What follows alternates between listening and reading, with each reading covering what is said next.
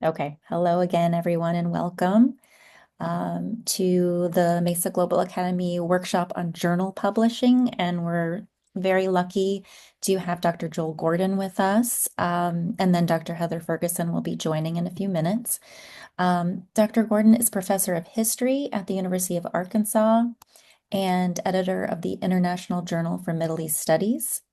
And then Dr. Ferguson is a professor of history at Claremont McKenna College and is the editor of the Review of Middle East Studies.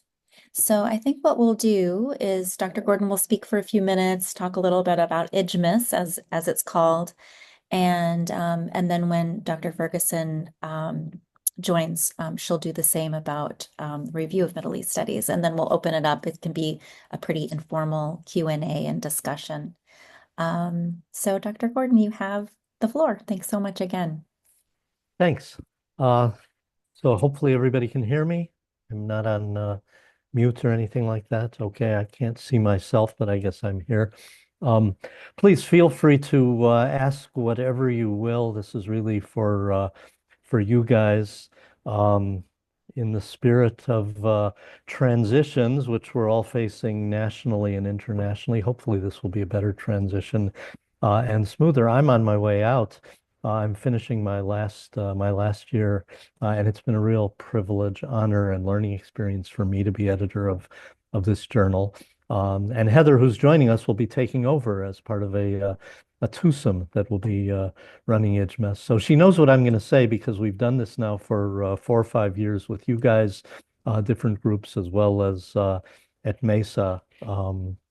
Other thing is, she's running from one meeting to another, and I realized literally 2 days ago that I'm starting teaching today. I just assumed that I was starting as usual after Martin Luther King holiday. So I have plenty of time for you guys, and then I'm off to finish the syllabus and meet a class at my 5:30 Central Time. So it's a little bit of a swirl. You guys should know about IJMIS, I hope. By now, we're the lead journal in the field of something called Middle East Studies, which has been constantly evolving over everybody's time as scholars in the field, as we've been thinking and rethinking what area studies means. It's an interdisciplinary journal. It's sometimes considered to be primarily a history journal, but by no means, even though many of us who have run it, and that includes, if you look back at prior editors, I think most of us have been historians, and most of us have probably been modern historians. Heather will be a break in that, as will her co-editor, Lara Deeb, who's an anthropologist. We basically run on submissions. I mean, Heather's going to give you a different picture when she talks about what Roma says and has become, particularly under her auspices, a much more editor-generated journal, if you will. I've got statistics that I give to the board and give to MESA membership each year, and I've got some statistics that are there if you want to see if you haven't in the last bulletin, IMES from the Middle East Studies Association. But basically, we get about a submission a day. Prior to COVID, we were seeing 300 some submissions. There was a dip during COVID, and it's been climbing since. So, in a sense, my job is to, I don't want to say sit back because it keeps me incredibly busy. But except for things like roundtables and review essays, which are generally done in correspondence with me in particular, authors, I basically see what the field puts before me, and what you guys, in particular, as emerging scholars in the field, are working on. And that was the pitch that they made to me 6 years ago when I became editor. Is, you'll get to relearn the field in a sense. It was also a pitch made to me many years before when I was book review editor for history.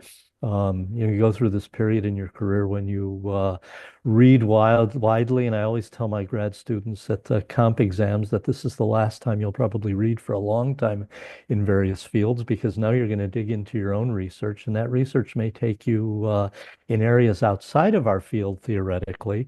But I haven't read a good book in early Islamic history in too many years, but I've read the last few years, a fair number of nice articles.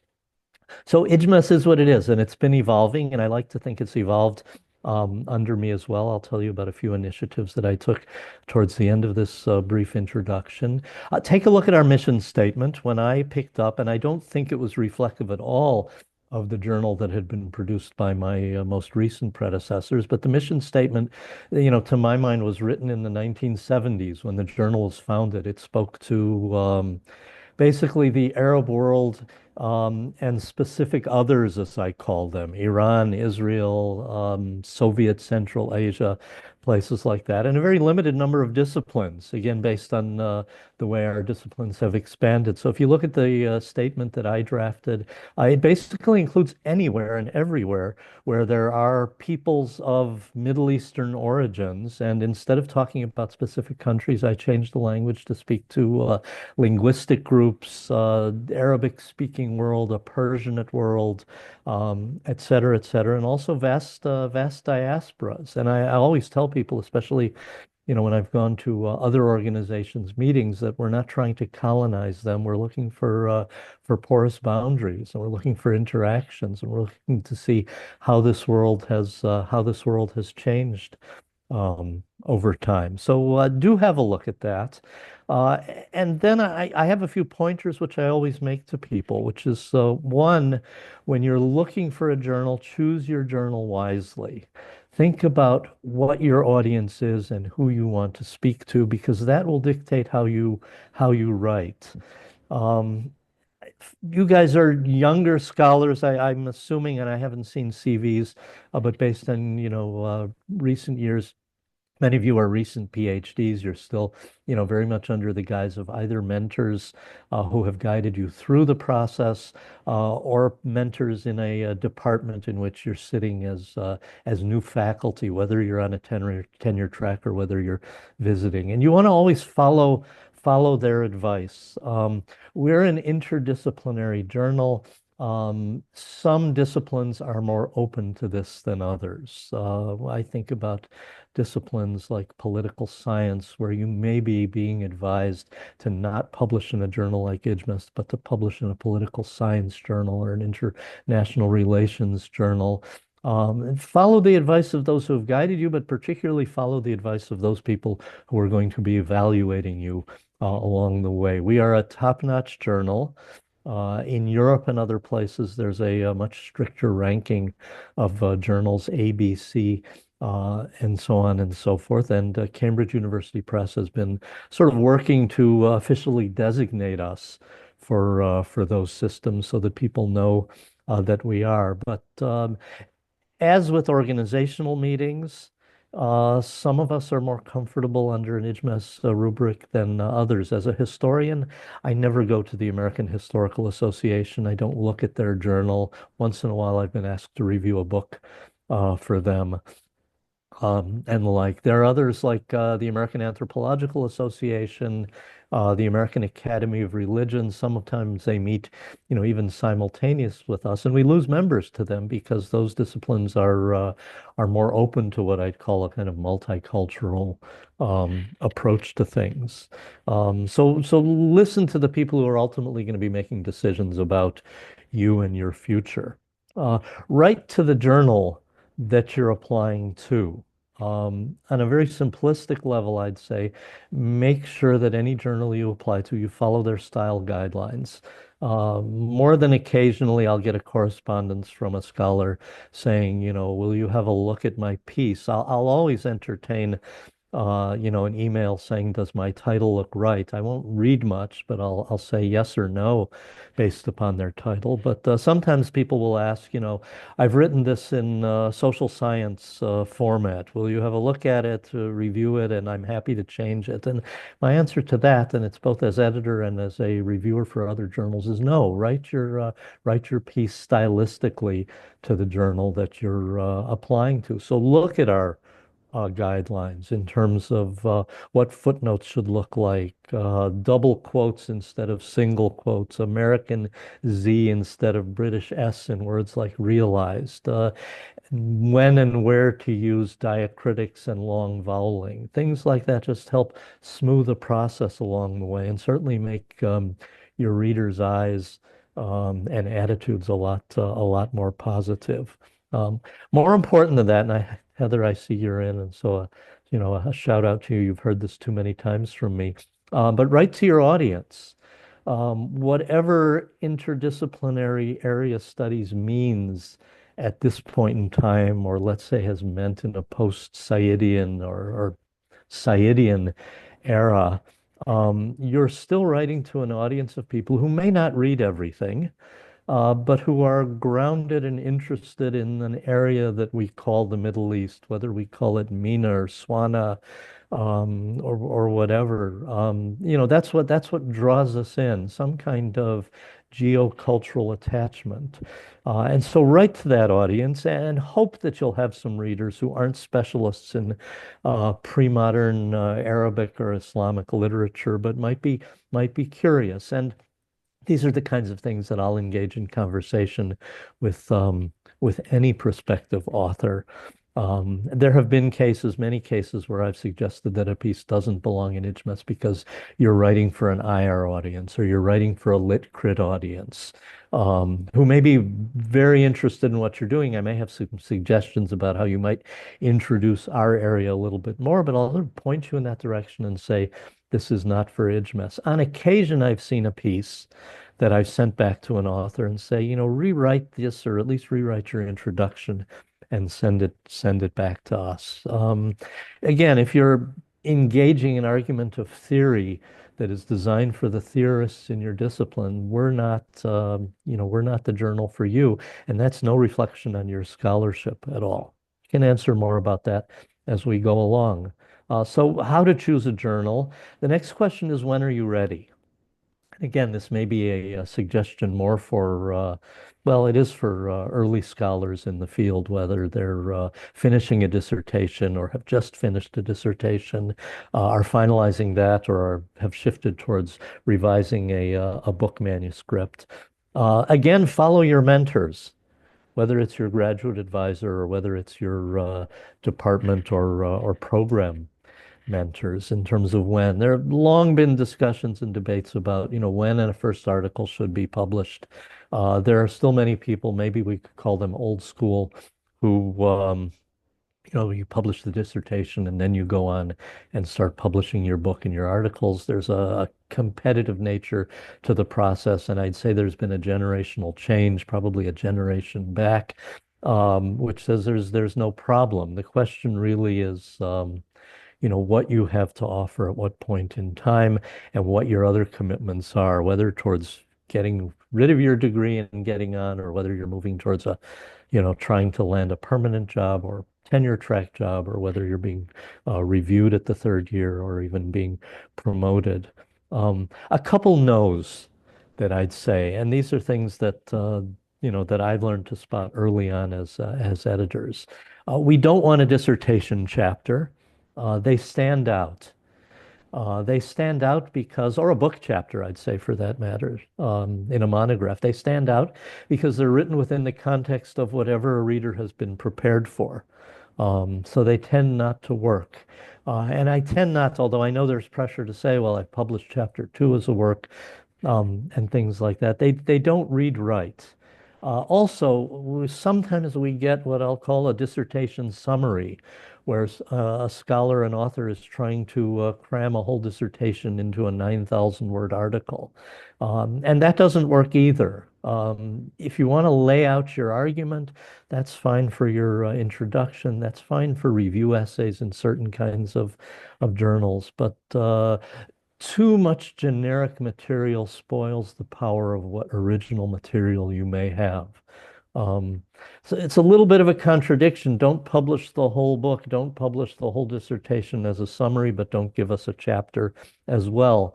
So the answer to that is to try and find what I guess I'd call an adjacent piece, something you've got that perhaps doesn't fit into the book, or you've got too much information to put it into the book or the dissertation.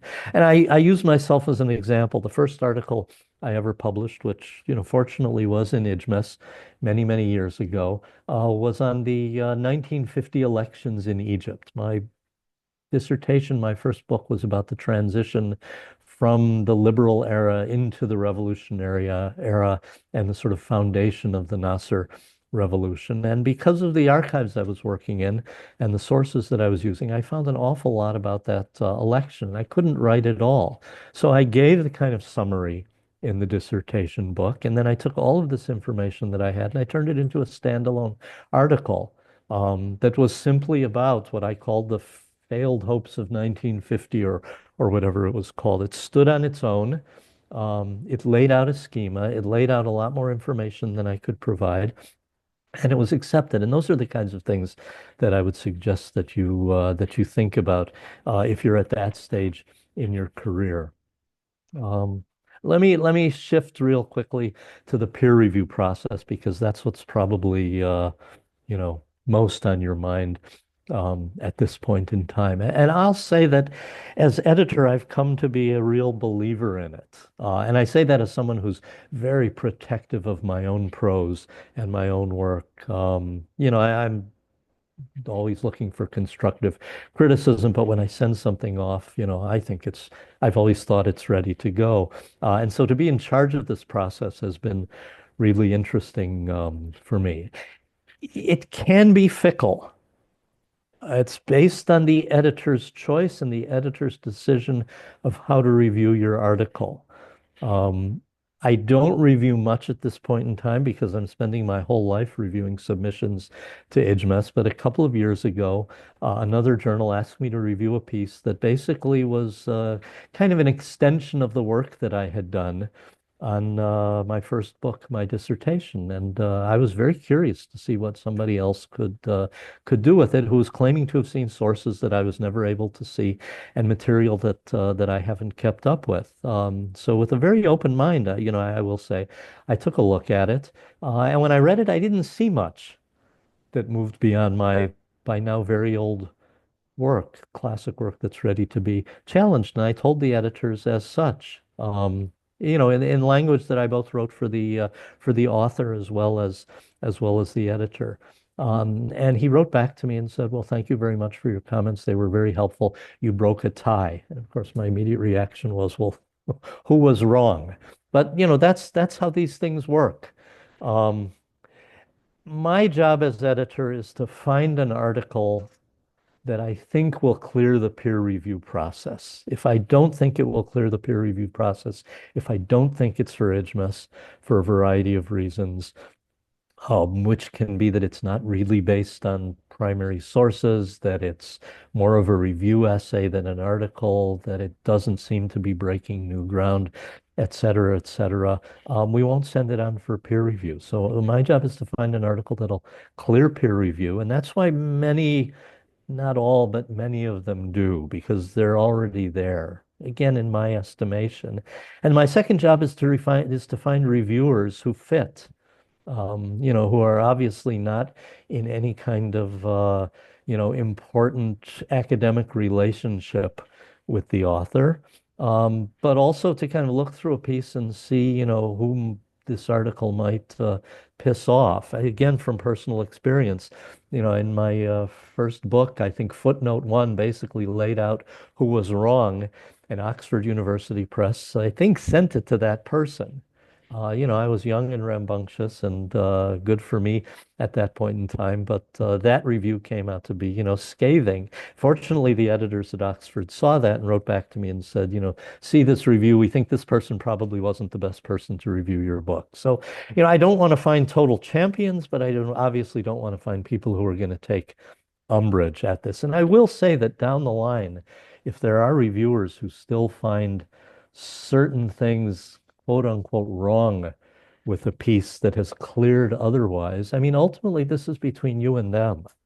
You as a scholar and they as scholars, you to lay your argument out and them to challenge it as they will. Hopefully not from a sense of personal pique, as in the case that I just gave you. That those are the things we work out. So I have to find reviewers. I'll look into your footnotes and see, but I'll also look into, sort of my vast reservoir of who I'm aware of. And I use the MESA website, which is not as helpful as it used to be after review, but so be it, to try and find people, and not always necessarily to find people who are working on, your specific country or place, again, depending upon the academic inclination of all of that.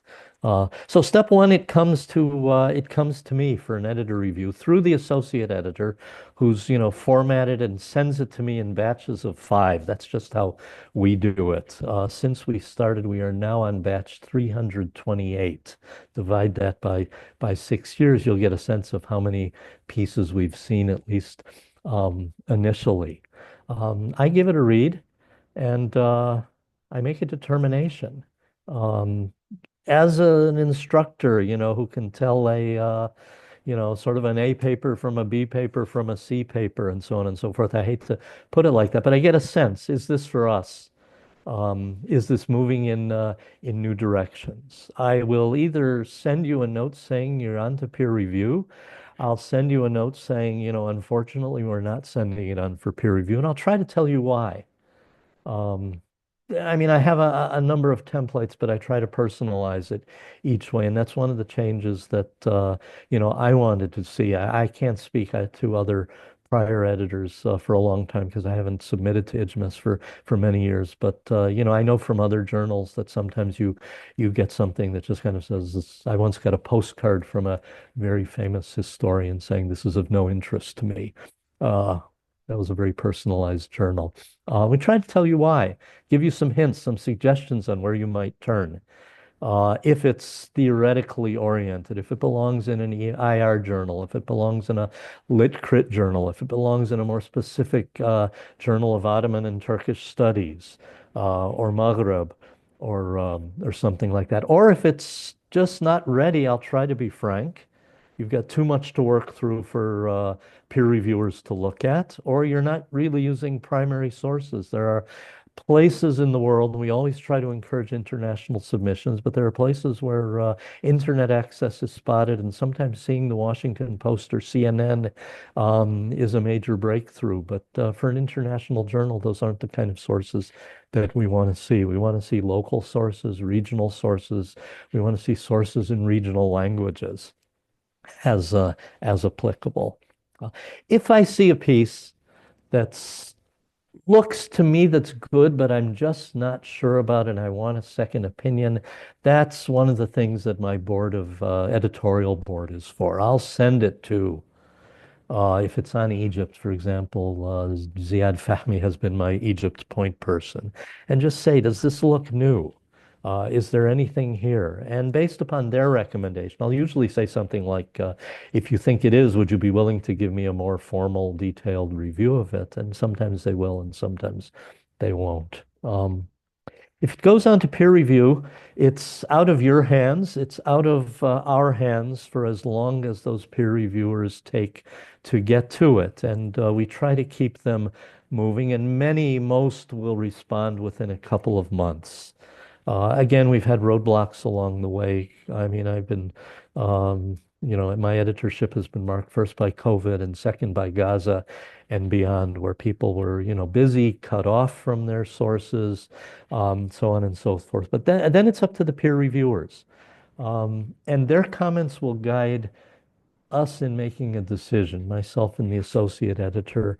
Um, as to whether we move forth or not. The 2-to-1 break a tie story I tell because sometimes, I'm the one who knows who these people are. I'm the one who sees the reviews and the depths of the reviews. You'll see the reviews one way or the other. And if we've sent it on to peer review, you'll also see my review because I'll write you back either thumbs up or thumbs down with comments on, you'll see why they were harsh or critical about all of this. If you're moving forward, we'll give you a kind of summation of what they said. Um, we'll ask you to write a response, not a defensive response, but a sort of response to reviewer comments as you resubmit your revisions. It's at that point they still won't know who they are, but at least they'll have a sense of how you've been pushed. And I'd say 9 times out of 10, 9.5 times out of 10, you're being pushed in the same direction by your reviewers. And if there's ever any kind of contradictory information, I'll break that deadlock and tell you I would push you in this direction. Don't want to push you out of your comfort zone. And I have written certain authors and said, if this is pushing you beyond what you're comfortable doing, you might want to think about another journal. Um, we send it back to you. You revise it. It's in your court as to how long you will take. With COVID, we came up with a kind of blanket statement saying, we set no deadline for revisions, and we've kept to that. Other editors may change that and may want to be more rigorous. You send back your revisions. We send it back almost immediately to your first round reviewers to give it another read now with a sense of, what the collective has been thinking. The only people we don't send it back to are people who tell us they don't want to see it again. Sometimes it'll be a negative reviewer who's been outvoted. Sometimes we have a couple of, by now famous for us reviewers who say, I'll review it once and now it's in your court. Even if it's a positive review, I don't want to see the fine tuning. Second round comes back, sometimes with additional comments. Usually at that point, it's between you and me. Um, Although I may include that person depending on the nature of the comments. It's usually at that point that we're thinking in a positive direction. Then I may send you back a letter of conditional acceptance. There's usually some editorial work that I want to see done.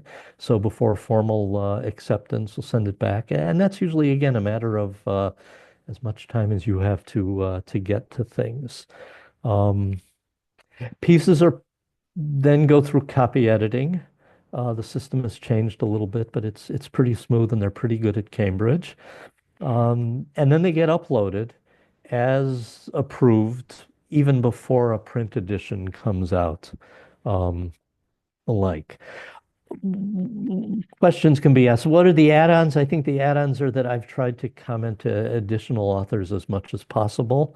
The other thing that I did, and again, I don't know what IJMES policy was or recall what it was, but again, as a reviewer of outside journals, we like to let the reviewers know what's happening. I've reviewed for a lot of journals, and I never hear from them again. I forget about it. It may not be a journal that I look at, so we let the reviewers know that the piece will go forward or will not go forward, and tell them that if they're outvoted, so to speak, we have taken their comments into consideration.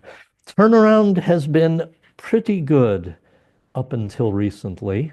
Again, COVID accelerated things for people who were sitting on their data and didn't have to go in and teach and stuff. It slowed things down for people who needed to get back in the field or who were locked out of their offices or halfway around the world taking care of parents, things like that.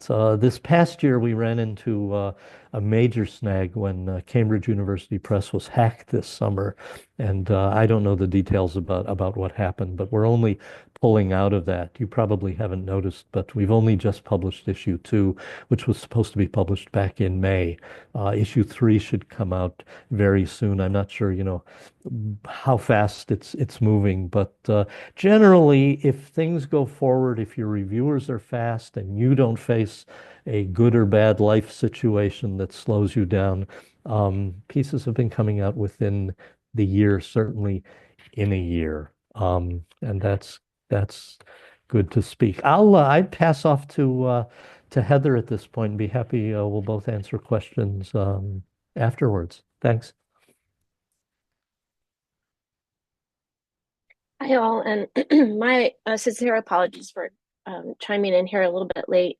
I missed the most important part where you all introduced yourselves and kind of explained a little bit about your research, but I know some of you from other contexts and have been following. So I really am happy to be here, and Joel and I have done this for many years now, I guess, and it's been really extraordinary to be able to have conversations with scholars like you. And given the fact that Joel always gives such an extraordinary kind of summary of the process and procedures, I'm going to just pick up a little bit on the way in which the distinctions between Romies and IJMIS make manifest some of the comments that Joel said about how you make a decision about what type of journal you want to go to, and to keep in mind that journals kind of function very differently, have different cultures, sometimes even kind of different policies And so that's something to kind of keep in mind as you look across the landscape of your discipline and your specific research topic. So I just want to reinforce the importance of the kind of research that should be put into what types of journals are publishing in areas that are key for your work. And as a follow-up on that, I know everybody is always trying to kind of balance out prestige with specificity even. So I would recommend actually that some of the smaller journals, and here I'm kind of giving Romies as an example of that, can often be really important to work with because they have cultures of flexible collegiality that you might not be able to find in other contexts. And so you might kind of think about the trade-offs of going with prestige versus going with groups of scholars who are working in smaller presses or emerging presses, emerging journals, who you would like to ally with in terms of your future scholarly trajectory as well. And I'm sorry, I should have just paused here to also note, like, it's kind of weird to be doing a workshop right now where we're all kind of hoping and praying for a ceasefire in the midst of this ongoing devastating genocide within the context of Gaza. And so I know it's kind of like a distracting moment to do this, and I want to reinforce the importance that I'm, also indicated in the pages of IJMIS, that research and scholarship is only important if it carries the lives and lived experiences of those in the region and from the region that we are working with. So I just wanted to pause on that. I should have opened with it.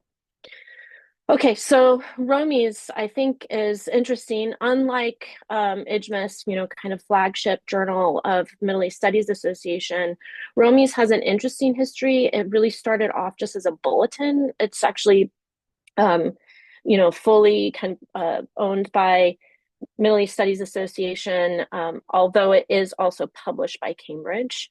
So it started out kind of as a newsletter bulletin, then it only published reviews. And then starting about 2 editors before I came on, it started to shift things up a little bit and publish actual content of articles. And that is something that I've carried on. It is entirely commissioned, mostly commissioned, and we do have submitted pieces that we sometimes work through the process in exactly the way that Joel just identified for IJMIS. So anything that just comes that is not commissioned through the online system goes exactly the same way as you've just heard. But a lot of the material that we do in Romies has been commissioned as a way of getting kind of robust themes and scholarship into the pages. As a result of that, there's been a lot of flexibility. So, the editorial team and board make decisions about what current concerns or what scholarly issues should be taken up in a particular time. And so we've been able to kind of massage and manage that moving forward. And that's an example of what I think a number of other smaller journals do. So that's something to keep in mind as you move forward. So as a commission journal, we do still go through the processes that Joel was identifying. We work with submitting authors to determine whether or not they need a peer review. Some are senior scholars, they're fine just going with an editorial team review. So there's always a review process, but it may not be sent out to anonymize external reviewers. More often than not, of course, as junior or emerging scholars, the peer review process is essential. You need to have it in that line on your CV that says this is a peer-reviewed process. And also, as Joel so expertly assessed, it's a really important learning process as you are able to kind of hear what other people outside of your own head think about the things that you're trying to write down on paper. So I know the peer, I see in the comment section here, and I responded to some of the ideas, which I think are really great.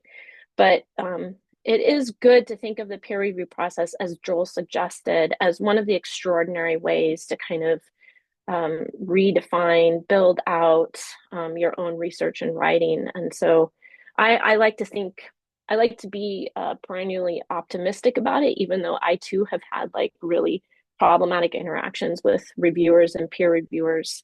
I do think that if we eliminate the fear a little bit and actually embrace the idea of being able to learn with and from somebody, that it actually kind of shifts the tone of how you engage in a peer review process. So the other thing that I think Joel was kind of mentioning, like he talked about the process a lot, but there's a lot of labor that's put into thinking about who is asked for peer review. And it's one of the things that editors at every single journal is always kind of revising, thinking about, talking about with editorial boards, talking about with, submitting authors. Like, how do we think about geographic and institutional diversity in our reviewers? What kinds of politics are in play? I'm serious about that. Like, what kinds of politics are in play? Say there's emerging scholars who are critical, actually, of maybe, scholarly horizons and regions that they're from or in the fields that they represent. Like, how do we navigate that while also doing due diligence with the quality of material that we publish? It actually requires kind of ear to the ground, lots of networking, keeping in touch with people aware of the different kind of scholarly communities across the globe, being aware of pitfalls. And I do think we continue to make mistakes on that as well, because but they can always be shifted. So, for example, if the common idea is to get at least two, it used to be three, but like nobody's peer reviewing anymore. It's really hard to get people to like turn in peer reviews at this point.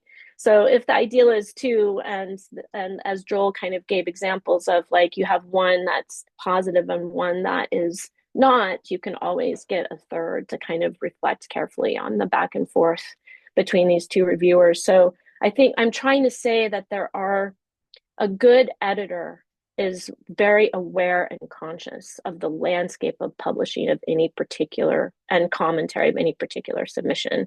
But that knowledge actually is, I think, one of the most important jobs of an editor, to continue to build that knowledge, to listen, and to talk to scholars, especially emerging scholars. And so I think, let's see what else. Oh, I meant to say this. Like, I know Joel mentioned like call and write and talk. Um, I think it's a really good idea, if possible, when you have the opportunity and the financial ability to attend conferences, to spend a bit of time at the book exhibits, and to talk to people whose books you value, in order to also then ask follow-up questions like, what journals do you publish? Many have journals out on the table as well, so that they kind of demonstrate, here's like Oxford, when we publish this, here's Cambridge, there's these books we publish, these journals we publish as well. And to have like really open and good conversations with the editors who are there. You don't have to be pitching anything. It's really just getting a sense of the culture of different publishers and the kinds of work that they're doing, and to like flip through the pages of some of the journals. It's really just the bare bones of kind of figuring out the best landscape for your own research, and who would you want to be like published alongside of. And so I'm kind of trying to talk to you a little bit more about like the culture of publishing and who you're publishing with, than the name of the press, is kind of what I was attempting to suggest here. But other than that, I think you've heard a lot from Joel, and a little bit about like showing the differences between Romies and IJMIS as a model for thinking strategically about where you want your research to land. And I think we should just open up for questions as much as possible, to see where you're at and what concerns you might have, and how we might respond by giving you examples of what we've done in the past. Thanks so much. Thanks, Heather and Joel. Thank you. I just wanted to mention briefly, Heather, we didn't actually go around in the Oh, beginning, so you didn't okay. miss that. And we have a larger group today than I think in the past, which is great. But if folks do want to introduce themselves and say a couple of a couple words about their research, please maybe raise your do your raised hand. I don't want to make everybody go around, but if you'd like to sort of introduce yourself to the editors, I wanted to give that opportunity as well. So maybe we do that, and then Q&A, if that sounds okay with the Heather and That Joel. may eat up our whole time. I I guess that's would, the I only mean, in thing. the sense of past Yeah. when we did that, we didn't start till about 11:20 or so. So Yeah. I would say that, when you write us, and do feel free to write us, please do introduce yourself and let us know that you were a part of this, a part of this panel. Because the field is growing and you guys are at the forefront of all of it. So I would say just sort of jump into questions with, Okay. personal info as pertinent to your question.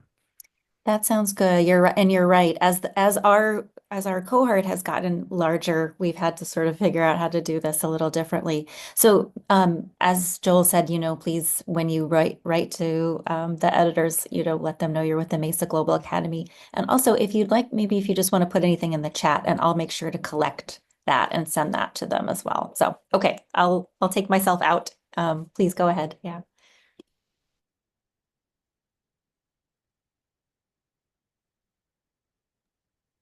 Begum, I think you had your hand up. Am I right? Do you want to go ahead? Yeah. Yeah, thank you. I know the time is very limited. I just want to shortly introduce myself. I am from Turkey. I have a PhD in political science. I focus on Turkish politics mainly, and also democracy, critical discourse analysis.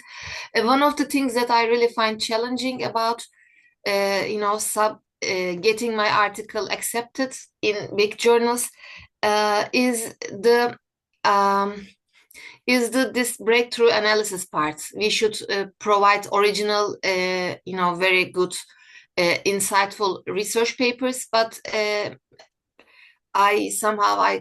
not very successful in writing very good articles. So most of the time I publish in middle average journals, but I got rejected in from two journals. So both presentations today were really helpful for me. I enjoyed listening both of you. Thank you so much for the opportunity. That's all I can say. Thank, thanks so much, Begum. I just want to have a note on that. Like, rejections are part of the name of the game, especially in political science. Like, I know a lot of my colleagues in political science here at Claremont McKenna talk about like multiple rejections before they're finally able to land publication. So, just to reinforce the idea of like try again, while also looking at other venues to get your work and voice out. Thank you. Hamed, you had your hand up.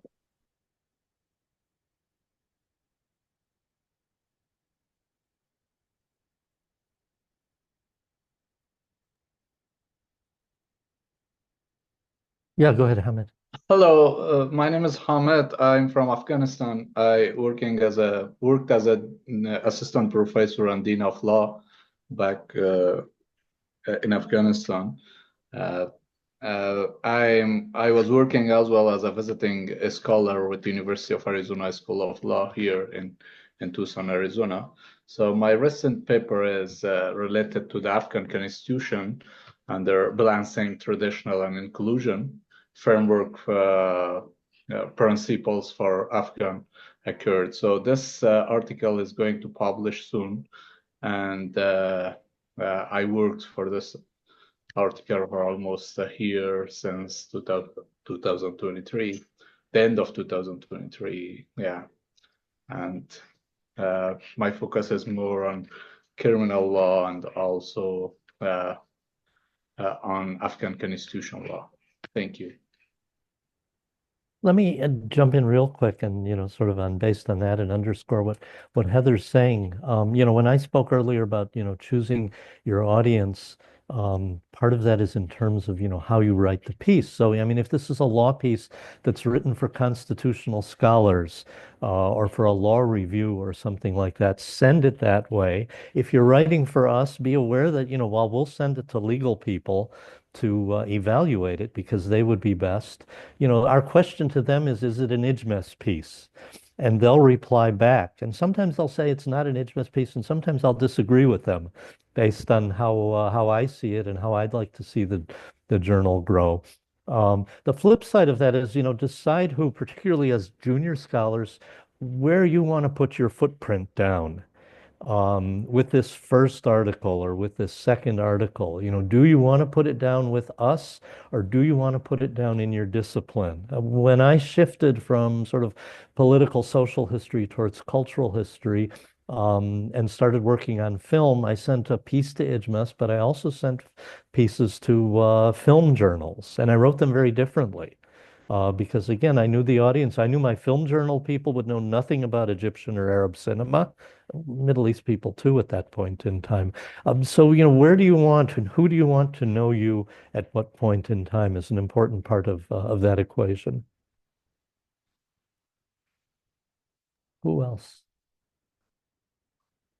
Yeah, and Hamad, in terms of like the long gestation of the article, like that makes perfect sense.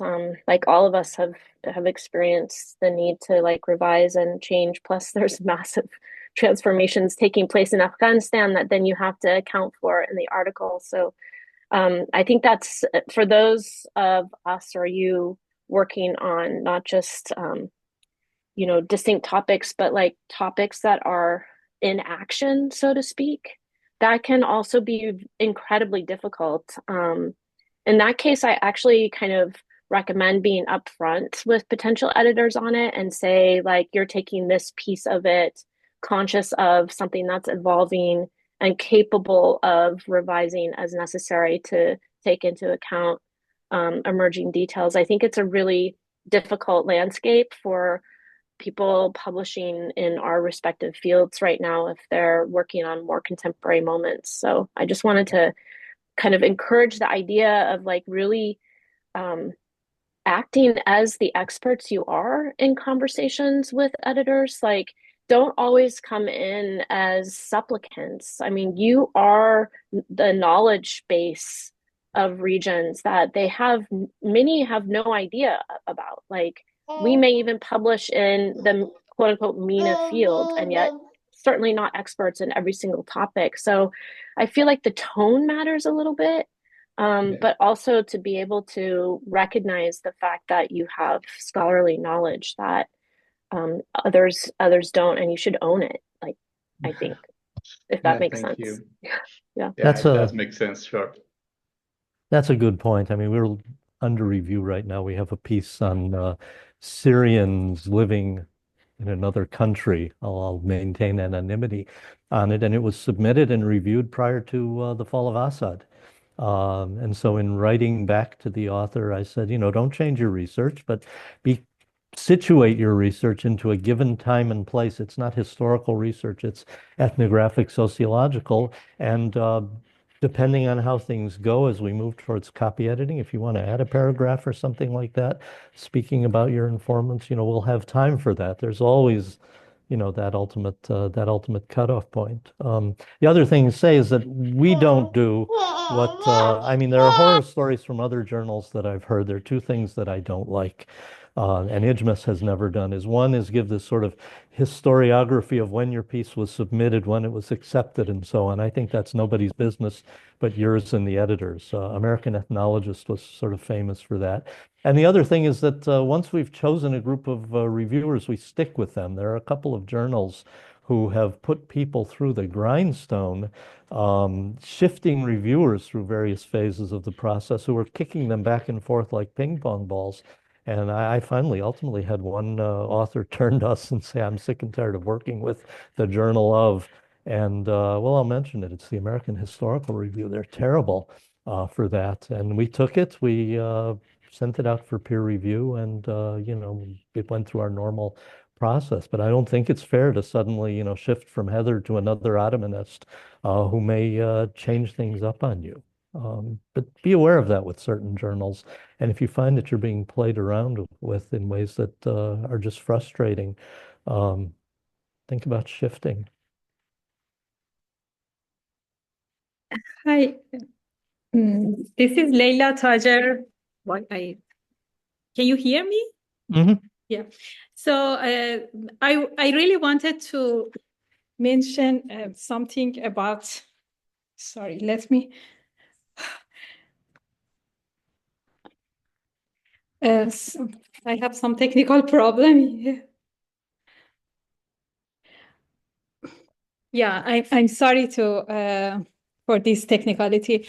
Uh, I was waiting for this session for a long, long time, and I'm so excited to see you because it's about I graduated in 2014, and I submitted so many times to your journal, and all the time I rejected. So it's for me, it's very exciting, exciting that see you guys in.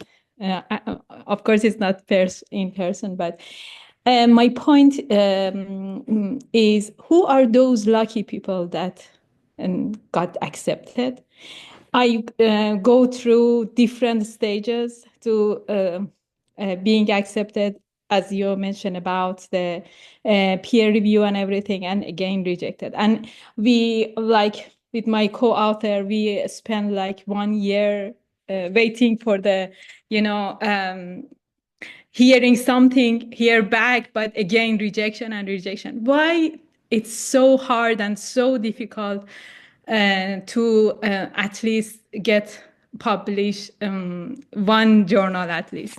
So what is the mystery? What is that we are miss as a scholar? Because it's like chicken and egg story. So when we don't publish in a peer review journal, in a high level journal, then we cannot get a job. And if we are, it's very challenging and competition is very um, difficult right now. I really needed your perspective because always I am talking with my own colleagues and we have the same problem.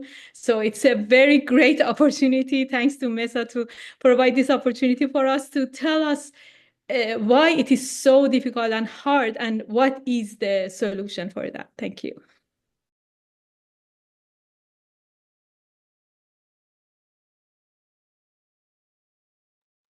I mean, Sorry, I just put this. no, go Sorry, ahead, let me Heather. just go real quick because it's going to be up to you more.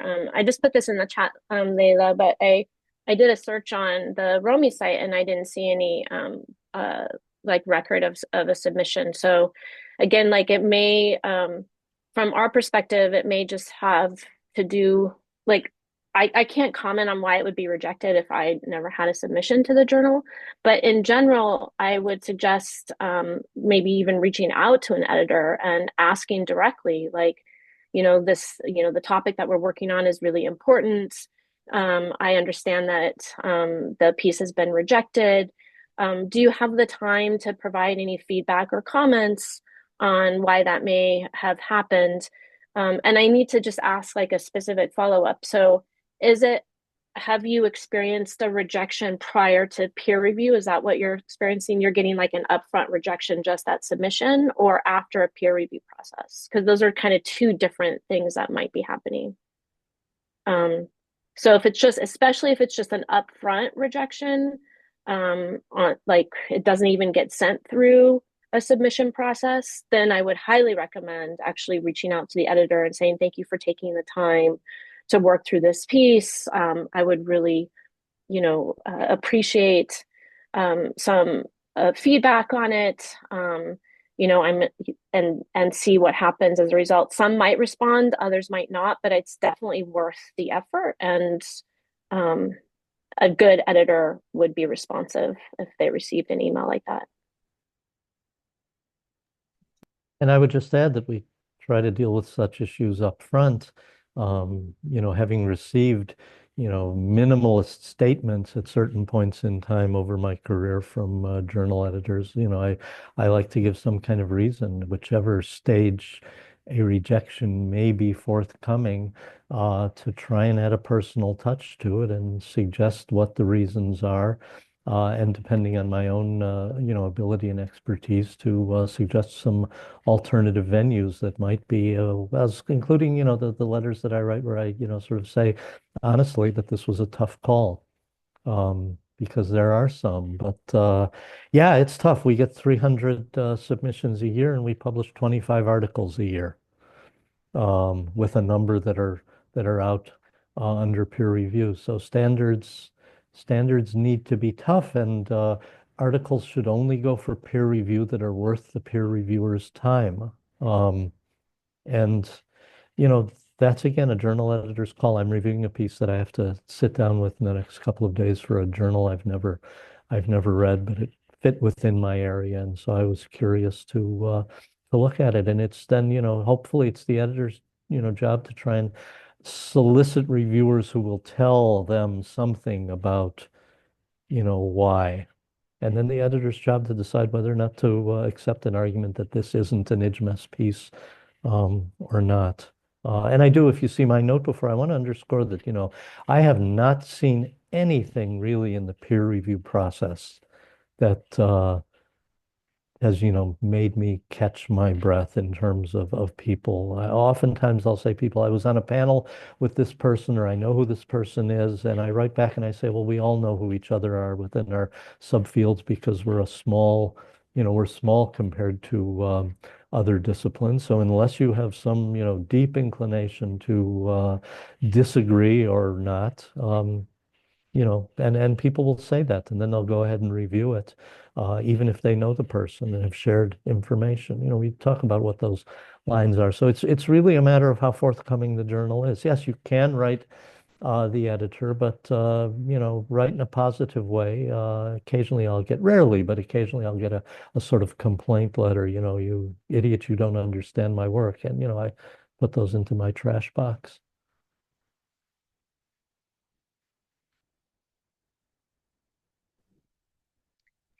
Hello, may Please.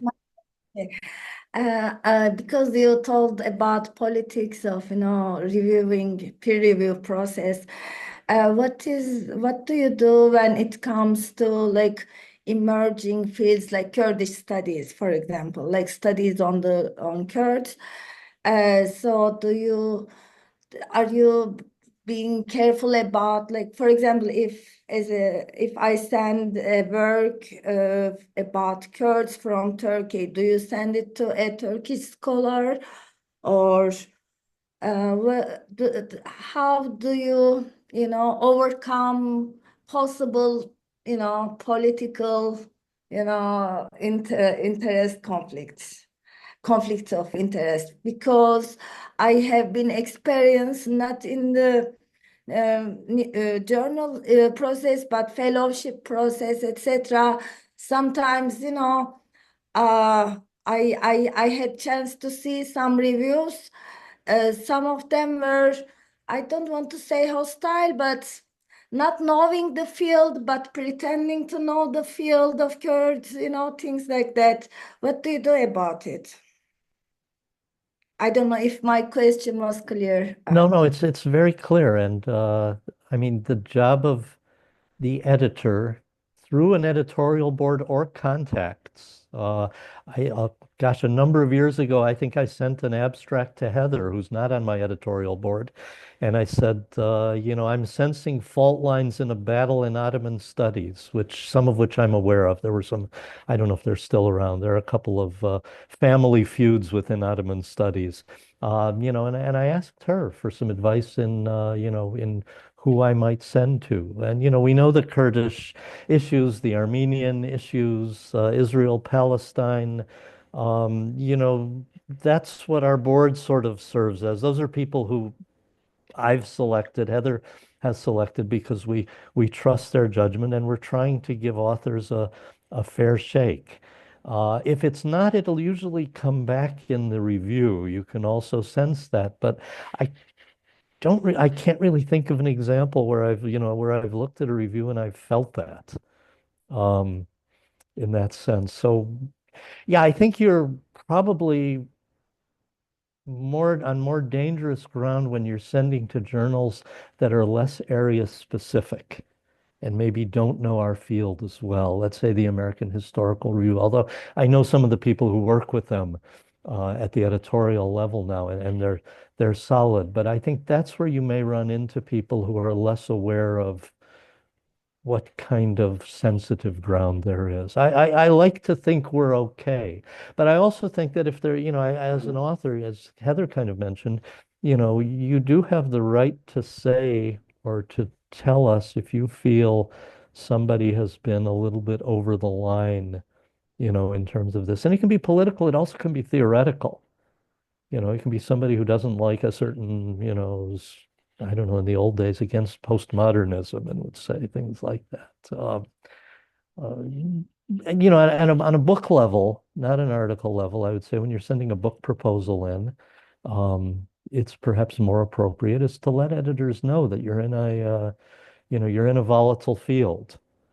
I had a colleague who was working in, Shia studies and sectarian groups back in the early Islamic period, and he was treading on a lot of toes at a particular point in time.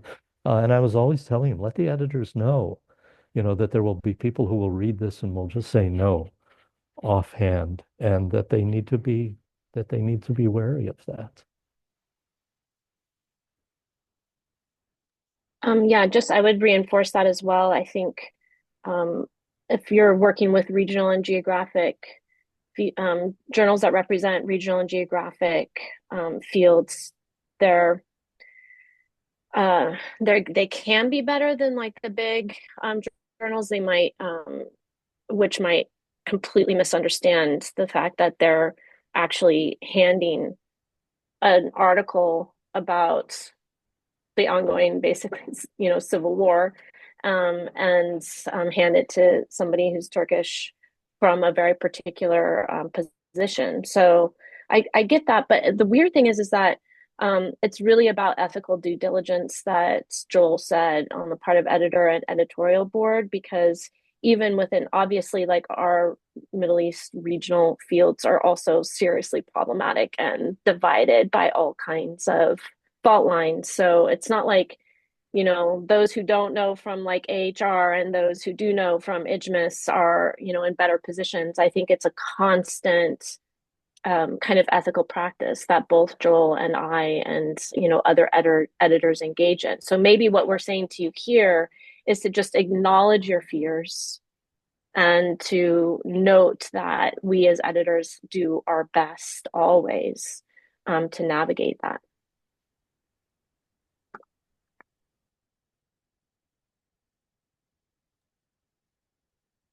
So I am aware we're over the hour.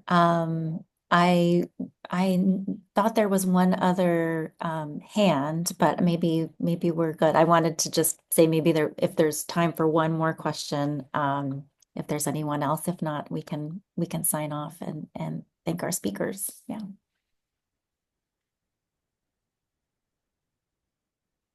If Okay. not, please forward questions. These kinds of queries are always fair game. Don't necessarily won't read an article beforehand.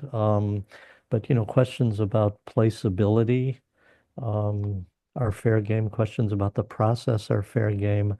We answer them as best we can in a general sense. I think we've touched on a lot of that here. I think, in response to the last one, I've experienced mostly a much more collegial field than people expect, which isn't to say that those fault lines do not exist.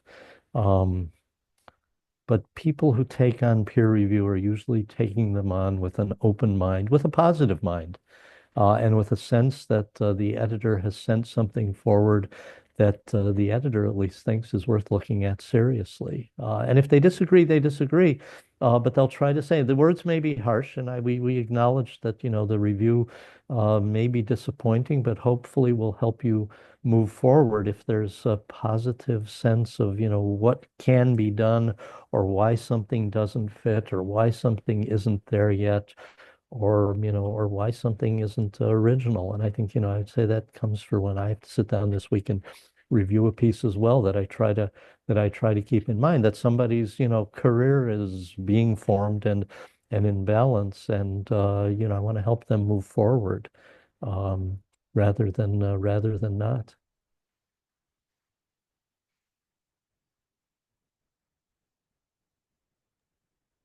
Yeah, and thanks for being here. I mean, as I tried to say a couple of times, like it's really you who have an extraordinary amount of knowledge and depth of experience that we need and hope to be able to reshape our journals and be a part of kind of the horizon of publication that we see in IJMIS and ROMI. So please be certain to continue to reach out to us and with any ideas, help brainstorm. I mean, there's always room for improvement in terms of how we embrace scholars like those represented by the Global Academy. And you'll see, I mean, in comments too that Heather and I have both made, I mean, we're pushing people, recognizing that over the course of the last year plus, especially, a lot of us have been extra engaged on our campuses and in our communities, because of the genocide and now the, sort of insane spread of all this. I have to face a class and introduce modern Middle East in 4 hours, but pushing people to be part of the peer review process because we're the best, U.S. scholars. And then as you emerge as peer reviewers are the best people to tell the story of what has gone on and what's going on in this region. And, academic advancement is based upon publishing. And so, I've constantly been pushing people, please take the time out to review this piece because it looks like, something that we might want to consider. And that's going to be our battle for the ongoing future. So thank everybody. Heather, thanks for, I Yeah, don't know. thank you so much. Good to see everyone. Both as always. Yeah. Okay. Yep. Take care, Thanks everybody. all. Be in Bye-bye. touch. Be in Yes. touch. Yeah. Thank you. Bye. Bye. Bye.